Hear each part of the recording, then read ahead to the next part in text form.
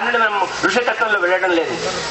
ఇంతకుముందు కూడా చెప్పినాను, ఈ ప్రపంచంలో ఎప్పటివరకైతే గురుకులం ఉందో, ఎప్పటివరకైతే ఆయుర్వేదం బ్రతి ఉన్నదో భారతదేశం లోపల, భారతాన్ని ఎవడు గెలవలేకపోయినాడు. అందుకని విశ్వ విజేత అయిన అలెగ్జాండర్ ఆర్కిమిడీస్ తో వచ్చేటప్పుడు ఆర్కిమిడీస్ అన్నాడు, భారతాన్ని గెలవలేవు అని చెప్పినాడు. భారతం నుండే నువ్వు అన్ని గెలుచుకుంటూ వచ్చినావు, కానీ భారతం నుండి తిరిగి వెళ్ళిపోతావు అని చెప్పినాడు. కారణం ఏమిటి అన్నాడు. చాణక్యుడు అనే గురువు చంద్రగుప్తుడు అలా అక్కడ గురుకులాలు ఉన్నాయి.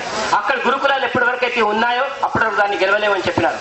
ఇదే మాట మ్యాక్స్ ముల్లర్ ఒక పుస్తకం ఉంది. మ్యాక్స్ ముల్లర్ అనే ఆయన ఇంగ్లీష్ లో రాసిన పుస్తకం ఉంది.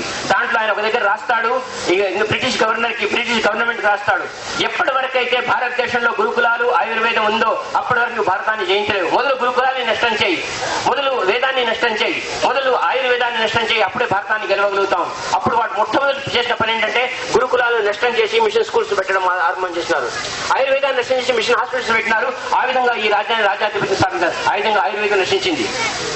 ఏ ఆయుర్వేదంలో మహామృత్యుంజయ జపం ఉందో, ఏ ఆయుర్వేదంలో మృత్యుంజీవిని విద్య ఉందో, అలాంటి ఆయుర్వేదం ఈ రోజు లేదు. మాట్లాడడానికి కూడా లేదు, విద్య అంటే తెలియదు. విద్య అపహాస్యం పాలైపోయింది. వేదాన్ని నేర్చుకోవడానికి మనం వెనక ముందు ఆడుతున్నాం, మనం జాబ్ చేయడానికి రెడీగా ఉన్నాం. ఈ విధమైన బ్రతుకు తయారైంది. ఆ ఋషితత్వం అడవిలో కూడా బ్రతికే విధానాన్ని నేర్పించేది. అడవిలో కూడా 100 మందిని ఏ విధంగా తీసుకుని బ్రతకగలగానో ఆ మార్గం నేర్పేది. ఆ మార్గాన్ని మనం మొదలుపెట్టినాం.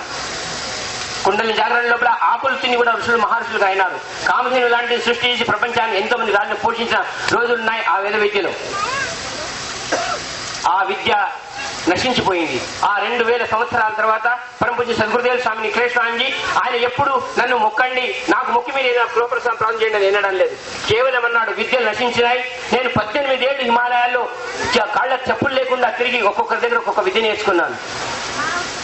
ఒక విద్య నేర్చుకోవడానికి ఆయన పడిన తపన నేను